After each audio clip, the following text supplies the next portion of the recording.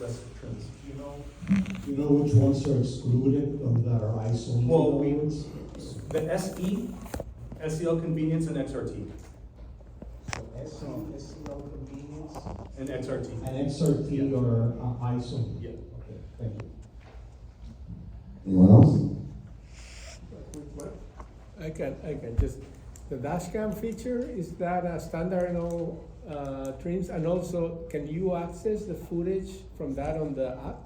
Yeah, so it's only, right now, we have it only available on standard on the calligraphy trim. Oh, okay. And then Top level. currently, it's only stored locally on the SD card in the glove box. So one of the things, we were looking at that, but there's some other, for North America, some cybersecurity issues with Okay. doing smartphone access. So we wanted to hold off on that, be careful.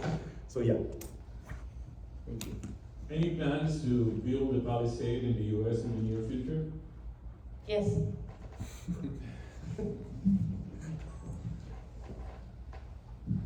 Anyone else? Last I call. didn't elaborate, but the answer is yes.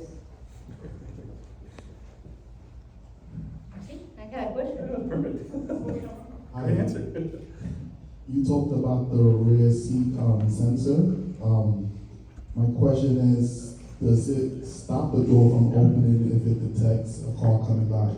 Yes, so basically it uses the blind spot radars that are in the rear bumper. So any detection, sonar sensors, so any motion approaching on the blind spot areas, it will. So it is designed to detect vehicles coming on the blind spot areas. In the development of the chassis and suspension, what were the main challenges of making it larger and not losing agility or comfort? Yeah, so I think, from an engineering standpoint, one of the big focuses that they wanted to do was comfort and ride and handling. So they really wanted to focus on that convenience factor.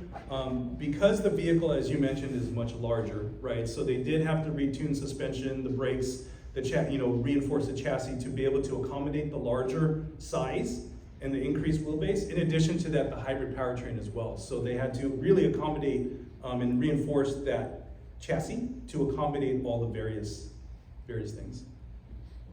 In general, you've made a lot of changes to the Palisade, obviously, but how many of those adjustments and modifications come from real-world customer feedback versus internal data?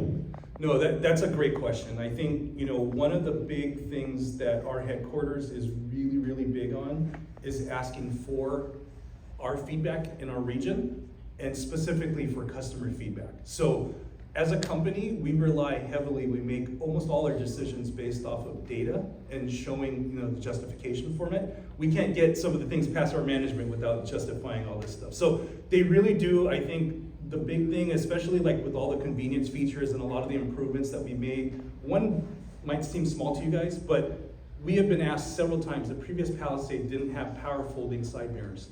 People were complaining they can't fit it in their garage in certain areas. So we added that, and that is solely just because we kept getting requests for that. But it's like that with almost all the features. We really listen to our customers and look at customer data before we apply or make any decisions. Yes, the Blue system is a standard in the world models, and they have an extra cost or monthly fee or something? No, so the BlueLink Plus, starting with our 2025 models, Hyundai announced BlueLink Plus. So what that is, if you're the original owner of the vehicle, you get a lifetime subscription included with the vehicle. Yeah, so there's no subscription fees as long as you're the original owner. Okay, cool. Excellent, thank you. Yeah. Good question about it. If I transfer the car or I sell it and the car is still with the warranty and everything, the Blue Link, can I transfer to the new owner or? No, there's some guidelines I have to look at. There's some restrictions that it's only specifically for the original owner.